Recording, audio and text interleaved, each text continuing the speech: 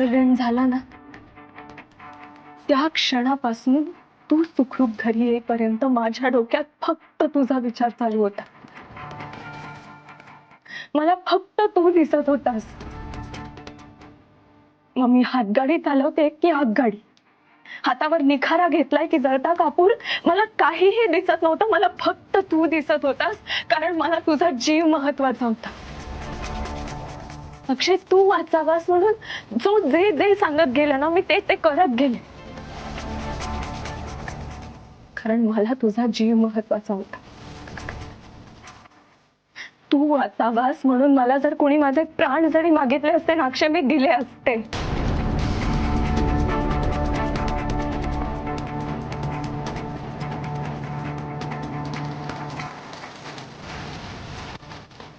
कारण मला फक्त तुला सुखरूप बघायचं होतं.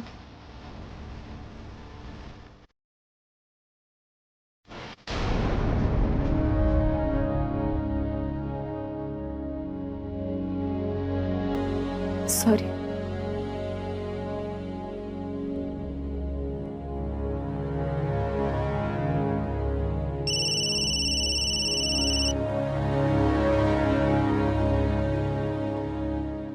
बोले. हो, अक्षय रिकवर होतोय. शक्ती येते त्याच्या अंगात. एकच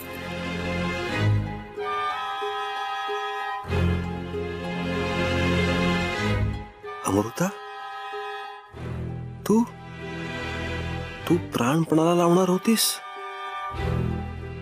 मैत्रीत? नाही, हे फक्त मैत्री नाहीये, हे काहीतरी वेगळं आहे. हे वेगळंच आहे. पण मग हॉस्पिटलमध्ये मी जेव्हा जेव्हा ग्लानीतून क्षणभरासाठी बाहेर यायचो तेव्हा तिथे मला किऊ दिसायची. पण मग ते कसं काय? पण मग आता किऊ आहे कुठे? ती तर म्हणत होती की तिला घरच्यांनी ऍक्सेप्ट केलंय. मग आता कुठे? आता काय येत नाहीये किऊ?